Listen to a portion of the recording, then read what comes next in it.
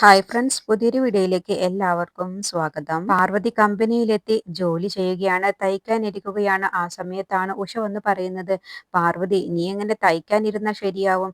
നീ കൈലാഷിന്റെ റൂമിൽ പോയി വിളക്ക് കൊളുത്തുകയും കൈലാഷിനുള്ള കാപ്പി ഉണ്ടാക്കി കൊടുക്കുകയും ചെയ്യണം എന്ന് പറഞ്ഞപ്പോൾ പാർവതിയും ദേഷ്യത്തിൽ പറയണ, എന്നെ കൊണ്ട് കഴിയില്ല, ഉഷ ചേച്ചി തന്നെ അങ്ങ് ചെയ്തേക്ക്. നിനക്കിപ്പോ അഹങ്കാരം കൂടിയല്ലേ? നീ മെഷീനിലിരുന്നതോടു കൂടി നിനക്കിപ്പോ ഇതുവരെ ചെയ്തു വന്ന ജോലിയെല്ലാം വന്ന വഴി മറന്നിട്ടാണ് നീ സംസാരിക്കുന്നത്. അത് കേട്ടപ്പോ പാർവതിക്ക് ദേഷ്യം പിടിക്കാണ്. ഞാൻ വന്നത് എന്തിനാണെന്നുള്ളത് എനിക്ക് നന്നായിട്ട് അറിയാം. ഞാൻ ഇവിടെ ജോലിക്കാണ് വന്നത്. വന്ന സമയത്ത് എനിക്കുണ്ടായിരുന്ന ജോലി ഇവിടെ അടിച്ചു വാരലും കാപ്പി ഉണ്ടാക്കലുമായിരുന്നു. പക്ഷെ ഇന്ന് അങ്ങനെയല്ല. അതുകൊണ്ട് എനിക്ക് പറ്റില്ല. പിന്നെ ചില കാര്യങ്ങളൊക്കെ മറക്കുന്നതാണ് എന്തുകൊണ്ടും നല്ലത്. ആഹാ, അങ്ങനെയാണല്ലേ, എന്നാ നമുക്ക് നോക്കാം എന്നും പറഞ്ഞ് ഉഷ അവിടെ നിന്ന് പോവാട്ടോ. അപ്പോൾ ജയന്തിയും സൗസവും പാർവതിയുടെ സംസാരം കേട്ട് അവിടേക്ക് വരികയാണ്. എന്നിട്ട് ചോദിക്കുക, എന്തു പറ്റി പാർവതി, നിനക്ക് നീ ഇങ്ങനെയൊന്നും സംസാരിക്കാറില്ലല്ലോ, എന്താണ് ഉണ്ടായത്?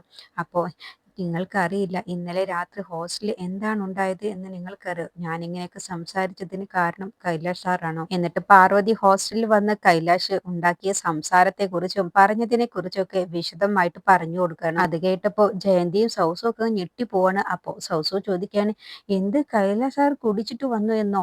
എന്താ നീ പറയുന്നത് പാർവതി? അപ്പോൾ പാർവതി പറഞ്ഞു, അതെ, അദ്ദേഹം എന്നോട് പറഞ്ഞ വാക്കുകൾ എൻ്റെ മനസ്സിലേക്ക് എന്തുമാത്രം അധികം വേദനയായിരുന്നു. എന്നെ കൈലാഷ് സാറ് 10 മടങ്ങ് സ്നേഹിക്കുന്നുണ്ട്. പക്ഷെ ഞാൻ ആ സ്നേഹത്തിനേക്കാളും ഇരട്ടിയായി ഞാൻ കൈലാഷ് സാറിനെ ബഹുമാനിക്കുന്നുണ്ട്. ഇപ്പോൾ അദ്ദേഹത്തിനുള്ള ബഹുമാനവും മര്യാദയും എല്ലാം മൊത്തത്തിലങ്ങ് പോയി.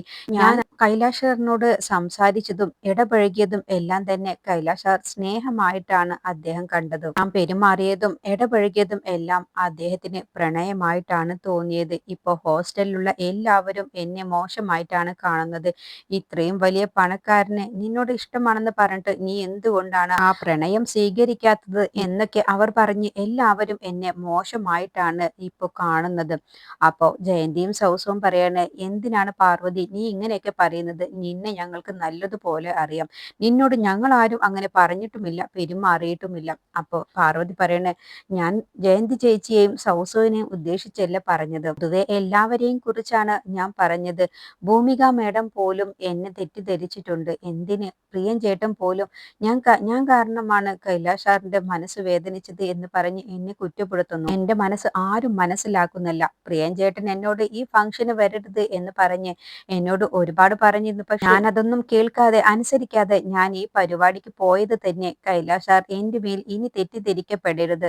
എന്തിനാണ് ഞാൻ അറിഞ്ഞുകൊണ്ട് കൈലാഷ് സാറിനെ വെറുതെ കബളിപ്പിക്കുന്നത്? എന്റെ മനസ്സിലത്തെ സത്യാവസ്ഥ ഞാൻ തുറന്നു പറയാൻ വേണ്ടിയാണ് കൈലാഷ് സാറിന്റെ ഈ പരിപാടിക്ക് ഞാൻ പോയത് തന്നെ. അല്ലാതെ കൈലാഷ് സാറിന്റെ മനസ്സ് വേദനിപ്പിക്കാൻ വേണ്ടിയല്ല ഞാൻ ഇതൊക്കെ പറഞ്ഞത്. പക്ഷെ ആരും എന്റെ മനസ്സ് മനസ്സിലാക്കുന്നില്ല. ഇപ്പൊ എനിക്ക് തോന്നുന്നത്, അന്ന് ആ മത്സരത്തിൽ എനിക്ക് 7 ലക്ഷം രൂപ തന്നത് തന്നെ ഇതൊക്കെ മനസ്സിൽ വെച്ചിട്ടാണോ എന്ന്. ഇപ്പൊ എനിക്ക് ആ 7 ലക്ഷം രൂപ കിട്ടിയത് ഒരു കടമായിട്ട് ഞാൻ അദ്ദേഹത്തിന്റെ കയ്യിൽ നിന്നും വാങ്ങിയതുപോലെയാണ്.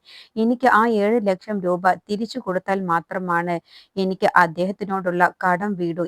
അങ്ങനെയാണ് എനിക്കിപ്പോ തോന്നുന്നത്. അപ്പോ ജയന്തി പറയണേ, നീ അങ്ങനെയൊന്നും ചിന്തിക്കേണ്ട പാർവതി. അപ്പോ പാർവതി വീണ്ടും പറയണ, അല്ല എനിക്ക് അങ്ങനെ തന്നെയാണ് തോന്നുന്നത്. അപ്പൊ സൗസോ പറയണേ, ഇവളോട് സംസാരിച്ചിട്ട് കാര്യമില്ല, മാ ജയന്തി ചേച്ചി നമുക്ക് ജോലി ചെയ്യാം എന്ന് പറഞ്ഞ് അവരെല്ലാവരും തയ്ക്കാനിരിക്കുകയാണ്. ഈ സമയം കൈലാഷ് ഓഫീസിലെത്താൻ കേട്ടോ. എന്നിട്ട് ക്യാബിനിൽ കയറിയ സമയത്ത് അവിടെ വിളക്ക് കൊളുത്തിയത് കണ്ടപ്പോ കൈലാഷ് തന്നെ, ഞാൻ ഇന്നലെ ഹോസ്റ്റലിൽ പോയിട്ട് പ്രശ്നം ഉണ്ടാക്കിയിട്ട് പോലും അതൊന്നും തന്നെ പാർവതി മനസ്സിൽ വെക്കാതെ അവള് ഇവിടെ വന്ന് വിളക്ക് കൊളുത്തിയിരിക്കുന്നു. അവൾ വലിയവള് തന്നെയാണ് എന്നൊക്കെ ചിന്തിച്ച് സന്തോഷത്തിലാണ് അവിടെ ഇരിക്കുന്നത്. അപ്പോഴാണ് മുക്ത കൈലാഷിനുള്ള ചായയുമായിട്ട് വരുന്നത്. മുക്തയെ ചായയുമായിട്ട് കണ്ടപ്പോ കൈലാഷ്, നീ എന്തിനാ എനിക്കുള്ള ചായയായിട്ട് വരുന്നത്? ഇനി മുതൽ പാർവതി ഇവിടേക്ക് വരില്ല, പാർവതി ഇവിടേക്ക് വരില്ല എന്നോ? അപ്പൊ പിന്നെ ഇവിടെ വിളക്ക് കൊളുത്തിയത് ആരാണ്? അത് ഞാൻ തന്നെയാണ്. നീ എന്തിനാണ് എന്റെ ക്യാബിനിൽ കയറി വിളക്ക് കൊളുത്തിയത്? ഇവിടേക്ക് വിളക്ക് കൊളുത്താനും എനിക്കുള്ള കാപ്പി കൊണ്ടുവരലും ഒക്കെ പാർവതി മതി, അല്ലാതെ നിന്റെ ഒരു സഹായവും വേണ്ട. കൈലാഷ്, ഞാൻ പറയുന്നതൊന്ന് കേൾക്ക്. ഇല്ല മുക്ത, നീ മര്യാദയ്ക്ക് എന്റെ ക്യാബിനിൽ നിന്ന് പൊയ്ക്കോ എന്ന് എന്ന് പറഞ്ഞ് ദേഷ്യപ്പെടുകയാണ് കൈലാഷ്. എന്നിട്ട് കയ്യിലുള്ള ആ ചായ അങ്ങ് തട്ടിത്തെറിപ്പിക്കുകയാണ്. നിന്നോട് ഞാൻ പറഞ്ഞിട്ടുള്ളതാണ്, നീ ഒന്നും എനിക്ക് കാപ്പിയും ചായയും ഒന്നും കൊണ്ടുവരണ്ട. എനിക്ക് കൊണ്ടുവരേണ്ടത് പാർവതിയാണ്. പാർവതി മാത്രമാണ് എൻ്റെ ക്യാബിനിൽ വിളക്ക് കൊളുത്തുകയും ചെയ്യാൻ പാടും. അല്ല എന്നുണ്ടെങ്കിൽ ഈ ഓഫീസ് തന്നെ ഞാൻ ഇല്ലാതാക്കും എന്ന് പറഞ്ഞ് ദേഷ്യപ്പെട്ടിട്ട് കൈലാഷ് അവിടെ നിന്ന് താഴേക്ക് ഇറങ്ങി പോവാണ്.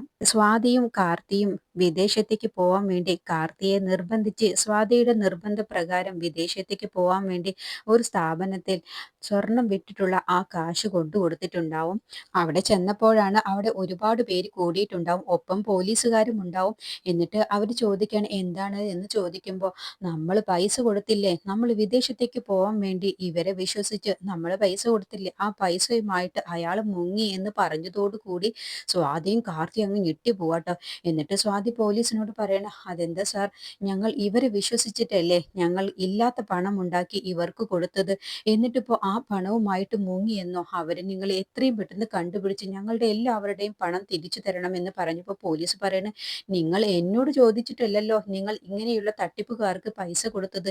നിങ്ങളൊക്കെ ആദ്യം ചിന്തിക്കണം, ഞങ്ങൾക്കുമുണ്ട് കുടുംബം. ഇല്ലാത്ത പണം ഉണ്ടാക്കി ഇങ്ങനെയുള്ള കള്ള സ്ഥാപനങ്ങൾ നടത്തുന്നവരുടെ വിശ്വസിച്ച് അവർക്ക് പൈസ കൊടുക്കുമ്പോൾ നിങ്ങൾ നാളെ കബളിപ്പിക്കപ്പെടും എന്നുള്ളത് നിങ്ങൾ ചിന്തിക്കണമായിരുന്നു. ഇനിയിപ്പോ ഇവിടെ പെടുന്ന പ്രശ്നമുണ്ടാക്കിയിട്ട് ഒരു കാര്യവുമില്ല. എല്ലാവരും ഇവിടെ നിന്ന് പോയിക്കോ, ഞങ്ങൾ ഇവിടെ സീല് വെക്കുകയാണെന്ന് പറഞ്ഞ് പോലീസ് എല്ലാവരെയും പറഞ്ഞു വിടട്ടോ. അപ്പോൾ സ്വാതി കാർത്തിയോട് പറയണ്, അവൻ ഇങ്ങനെ ചതിക്കുമെന്ന് പ്രതീക്ഷിച്ചില്ല, നമ്മൾ ഇനി എന്ത് ചെയ്യും, നമ്മൾ ഉണ്ടാക്കിയ പൈസ എല്ലാം പോയില്ലേ എന്ന് പറഞ്ഞതോട് കൂടി കാർത്തി സ്വാതിയോട് അങ്ങ് ദേഷ്യപ്പെടട്ടോ. നീ ഒറ്റൊരുത്തി കാരണമാണ് ഈ പണമെല്ലാം പോയത്. എൻ്റെ അച്ഛനും അമ്മയും കഷ്ടപ്പെട്ട് ഉണ്ടാക്കിയ സ്വർണമായിരുന്നു, അതിൻ്റെ ശാപമാണ് നമ്മളിപ്പോൾ അനുഭവിക്കുന്നത്. നീ കാരണമാണ് ഇങ്ങനെയൊക്കെ സംഭവിച്ചത്. അപ്പോൾ സ്വാതി പറയണ, അതിന് നമ്മൾ പൈസക്കാരാവാൻ വേണ്ടിയല്ലേ, എല്ലാവരെയും പോലെ അന്തസ്സായി ജീവിക്കാൻ വേണ്ടി, ഒരുപാട് പണം ഉണ്ടാക്കാൻ വേണ്ടിയല്ലേ ഇതിനൊക്കെ പുറപ്പെട്ടത്. അല്ല, നീയാണ് ഇതിനൊക്കെ പുറപ്പെട്ടത്. നിനക്ക് പണത്തിനേക്കാളും കൂടുതൽ എന്നെ എത്രയും പെട്ടെന്ന് ഗൾഫിലേക്ക് പറഞ്ഞു വിടണം എന്നുള്ള ചിന്ത നിനക്കാണ് ഉണ്ടായത്. അതുകൊണ്ടാണ് ഇങ്ങനെയൊക്കെ സംഭവിച്ചത്. ഇനി എപ്പോഴും നീ പറയുമല്ലോ സ്വർണം പണയം വെച്ച് കാശെടുക്കാം. ഇനി നീ എന്ത് സ്വർണമാണ് പണയം വെക്കാൻ പോകുന്നത്? ഇതെല്ലാം എൻ്റെ തലവിധിയാണ്. ഞാൻ ഇതെല്ലാം അനുഭവിക്കേണ്ടവനുമാണ്. എൻ്റെ അച്ഛൻ്റെയും അമ്മയുടെയും ശാപമാണ്. അതിന് ഉദാഹരണം നമ്മൾ തന്നെയാണ്.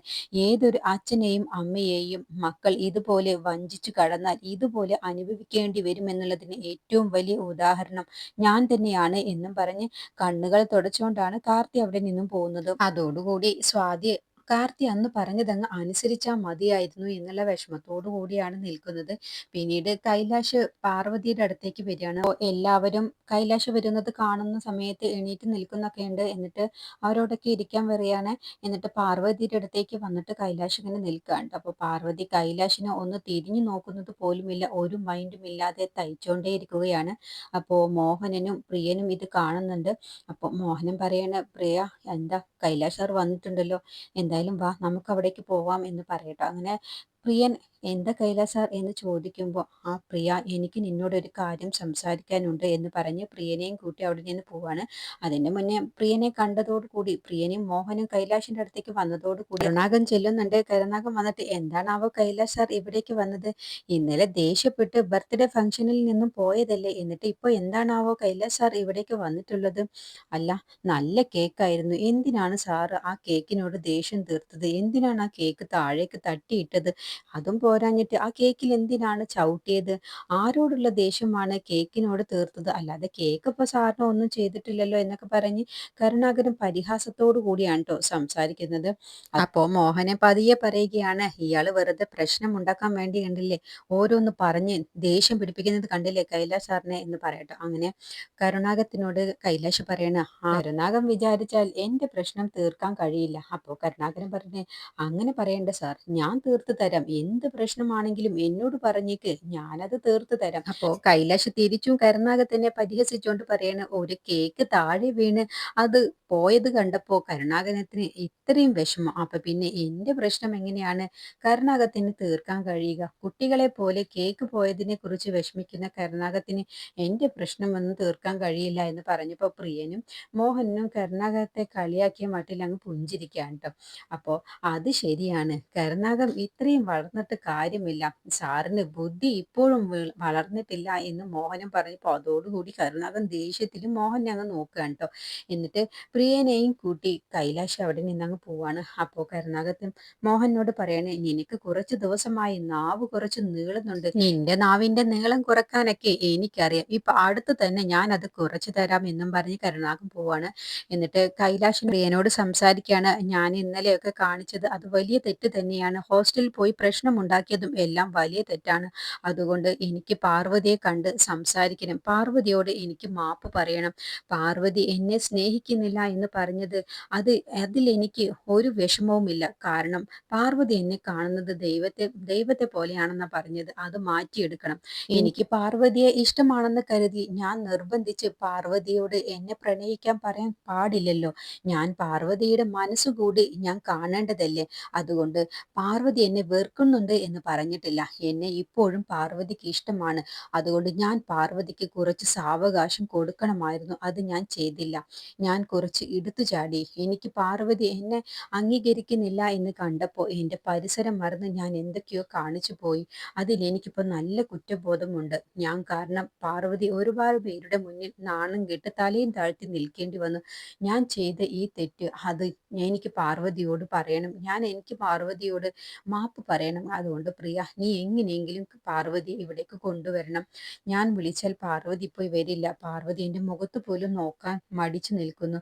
എനിക്ക് പാർവതിയെ ഫേസ് ചെയ്യാൻ നല്ല ബുദ്ധിമുട്ടുണ്ട്. അതുകൊണ്ടാണ് എനിക്ക് മാപ്പ് പറയണം. നീ എങ്ങനെയെങ്കിലും പാർവതി ഇവിടേക്ക് കൊണ്ടുവാ എന്ന് പറഞ്ഞ് പ്രിയനെ പറഞ്ഞു വിടാണ്ടോ. അപ്പോൾ പ്രിയ മനസ്സിൽ ചിന്തിക്കുകയാണ്, എൻ്റെ പോലത്തെ ഒരു ഗതികേട് മറ്റൊരാൾക്കും വരരുത്. എങ്ങനെയാണ് ഞാൻ പാർവതിയോട് ഇതിനെക്കുറിച്ച് പറയാ? പാർവതിയോട് പറഞ്ഞാൽ തന്നെ പാർവതി എന്നോട് ദേഷ്യപ്പെടും. ഇനിയിപ്പോൾ എന്ത് ചെയ്യും എന്നൊക്കെ ചിന്തിച്ചുകൊണ്ടാണ് കേട്ടോ പാർവതിയുടെ അടുത്തേക്ക് പ്രിയൻ ചെല്ലുന്നത്. എന്നിട്ട്, എന്താ പ്രിയൻ ചേട്ടാ? അല്ല പാർവതി, നീ ഒന്ന് ടെറസിലേക്ക് വരുമോ? എന്തിനാ ടെറസിലേക്ക് വരുന്നത്? ഞാനിപ്പോൾ ഇവിടെ തനിച്ചാണല്ലോ. അപ്പോൾ ഗോഡൗണിലാണ് പാർവതി ഉണ്ടാവുക. ഞാനിവിടെ തനിച്ചാണ്. എന്ത് വേണമെങ്കിലും പ്രിയൻ എന്നോട് പറയാലോ. അതല്ല, നിന്നെ കാത്ത് അവിടെ കൈലാഷ് സാർ നിൽക്കുന്നുണ്ട്. നിന്നോടൊന്ന് അവിടേക്ക് ചെല്ലാൻ പറഞ്ഞു. ഓ അത് ശരി, ഇതിനാണല്ലേ പ്രിയൻ ചേട്ടനെ മാറ്റി നിർത്തി കൈലാഷ് സാർ എന്തോ പറയാനുണ്ടെന്ന് പറഞ്ഞ് കൊണ്ടുപോയത്. ഇത് എന്നോട് വന്ന് പറയാൻ പ്രിയൻ ചേട്ടൻ എന്താ നാണമില്ലേ എന്ന് പറഞ്ഞ് പാർവതി അങ്ങ് ദേഷ്യപ്പെടുമ്പോൾ, ഞാൻ പറയുന്നതൊന്ന് കേൾക്ക് പാർവതി. നീ വെറുതെ ചൂടാവല്ലേ. കൈലാഷ് സാർ ഇന്നലെ കാണിച്ചു കൂട്ടിയതും ഹോസ്റ്റലിൽ വന്ന് പ്രശ്നം ഉണ്ടാക്കിയതിനൊക്കെ കുറിച്ച് ഓർത്ത് കൈലാഷ് സാറിന് നല്ല കുറ്റബോധമുണ്ട്. നിന്നോട് മാപ്പ് പറയാൻ വേണ്ടിയാണ് കൈലാഷ് സാർ നിന്നെ വിളിക്കുന്നത് എന്ന് പറഞ്ഞപ്പോൾ ജയന്തി അത് കേട്ടിട്ട് വരികയാണ്. അപ്പൊ പാർവതിയെ നിർബന്ധിക്കുന്നത് കാണുമ്പോൾ ജയന്തി പറയണ, പ്രിയ നീ വെറുതെ അവളെ നിർബന്ധിക്കേണ്ട. അവളെടുത്ത തീരുമാനം എന്തുകൊണ്ടും നല്ലത് തന്നെയാണ്. കൈലാഷ് സാറിന് ഇനി മുതൽ വിളക്ക് കൊളുത്തുന്നില്ല എന്നും ചായ ഉണ്ടാക്കി കൊടുക്കില്ല എന്നുള്ള തീരുമാനം അത് നമുക്ക് ആർക്കും നിർബന്ധിച്ച് ചെയ്യിപ്പിക്കാൻ പറ്റുന്ന കാര്യമില്ല. കാരണം പാർവതിയാണ് എല്ലാവർക്കും മുന്നിൽ നാണം കെട്ടതും. അവളെ കുറ്റപ്പെടുത്തുകയാണ് ഇപ്പോൾ എല്ലാവരും, ഹോസ്റ്റലിലുള്ളവരും അങ്ങനെ എല്ലാവരും. അതുകൊണ്ട് വെറുതെ നിർബന്ധിക്കേണ്ട എന്ന് പറയുമ്പോൾ, ജയന്തി നീ ആദ്യം ഒന്ന് പറഞ്ഞത് മനസ്സിലാക്ക്. കൈലാഷ് സാർ പാർവതിക്ക് വേണ്ടി എന്തെല്ലാം സഹായം ചെയ്തു. അതൊക്കെ ശരി തന്നെയാണ് പ്രിയ. പക്ഷേ അതൊക്കെ എന്ത് ഉദ്ദേശത്തിലാണ്? സ്നേഹിക്കുന്ന പെണ്ണിനെ സഹായിക്കുന്നതായിട്ടല്ലേ കൈലാഷ് സാർ അങ്ങനെയൊക്കെ ചെയ്തത്, അല്ലാതെ മറ്റാരെയും അങ്ങനെ ചെയ്തിട്ടില്ലല്ലോ. അപ്പൊ പ്രിയം പറയണ, നീ അങ്ങനെ പറയരുത് ജയന്തി. ആദ്യം ഒരു കാര്യം മനസ്സിലാക്കണം. 7 ലക്ഷം രൂപ അന്ന് മത്സരത്തിന് വേണ്ടി കൊടുത്തത് സ്നേഹിക്കുന്ന പെണ്ണിനെ എങ്ങനെയെങ്കിലും കിട്ടിക്കോട്ടെ എന്ന് കരുതിയിട്ടാണെന്ന് നിങ്ങൾ പറയുന്നു. പക്ഷേ നിങ്ങൾ ആരും അറിയാത്ത ഒരു കാര്യമുണ്ട്. പാർവതിയോട് മാത്രമാണ് ഞാൻ അതിനെക്കുറിച്ച് സംസാരിച്ചിട്ടുള്ളത്. പാർവതിക്ക് വേണ്ടി 10 ലക്ഷം രൂപ ആരെയും അറിയിക്കാതെ കൈലാഷ് സാർ കൊടുത്തിട്ടുണ്ട്. അക്കാര്യം എനിക്ക് മാത്രമാണ് അറിയാവുന്നത്. പാർവതി പോലും അറിഞ്ഞിട്ടുണ്ടായിരുന്നില്ല. പാർവതിയോട് ഞാനാണ് പറഞ്ഞത്. അതുകൊണ്ട് കൈലാഷ് സാറിന് അത്ര മോശമായിട്ടൊന്നും നിങ്ങൾ പറയൊന്നും വേണ്ട. കൈലാഷ് സാറിന് ഇപ്പോൾ ഇങ്ങനെയൊക്കെ ചെയ്തതിലും ഇങ്ങനെയൊക്കെ പ്രവർത്തിച്ചതിലൊക്കെ നല്ല കുറ്റബോധമുണ്ട്. അപ്പൊ പാർവതിയെ കണ്ടൊന്ന് സംസാരിക്കണം, പാർവതിയോട് മാപ്പ് ചോദിക്കണം. അതിനാണ് കൈലാഷ് സാർ വിളിക്കുന്നത് എന്ന് പറഞ്ഞ് പ്രിയൻ കാര്യങ്ങളൊക്കെ വിശദമായി പറഞ്ഞു കൊടുക്കുമ്പോൾ പാർവതിയുടെ മനസ്സലിയുകയാണ്. അങ്ങനെ പാർവതി കൈലാഷിന്റെ അടുത്തേക്ക് ചെല്ലാണ്ട്. അപ്പോൾ കൈലാഷ് ആണെങ്കിലോ നല്ല ടെൻഷനിലാണ് നിൽക്കുന്നത്. അങ്ങോട്ട് തിരിഞ്ഞു നിൽക്കുകയാണ് കേട്ടോ പാർവതി പാർവതി വരുന്നതൊന്നും കൈലാഷ് കാണുന്നില്ല. അപ്പോൾ കൈലാഷിനെ പാർവതിക്ക് വിളിക്കാൻ പോലും ഒരു മടിയാവുകയാണ്. അപ്പോൾ അവിടെ ഇരിക്കുന്ന ഒരു സാധനം എടുത്ത് ഒച്ചയുണ്ടാക്കുന്ന ഒരു സാധനം എടുത്ത് നിലത്തേക്ക് ഇടുകയാണ് ട്ടോ. അതിന്റെ സൗണ്ട് കേട്ട് പെട്ടെന്ന് കൈലാഷ് അങ്ങ് തിരിഞ്ഞു നോക്കുകയാണ്. അപ്പോഴാണ് പാർവതിയെ കാണുന്നത്. അപ്പോൾ കൈലാഷ് ചോദിക്കുകയാണ്, പാർവതി നിനക്ക് എന്നോട് അത്രയ്ക്ക് വെറുപ്പാണോ? നീ ഇവിടെ വന്ന കാര്യം എന്നോടൊന്ന് എന്റെ പേര് വിളിച്ച് പറയാൻ പോലും നീ എന്നെ അത്രമാത്രം വെറുക്കുന്നുണ്ടോ എന്ന് ചോദിക്കുകയാണ്. ഇതിനെക്കുറിച്ചുള്ള ബാക്കി റിവ്യൂ അടുത്ത വീഡിയോയിൽ പറയാം.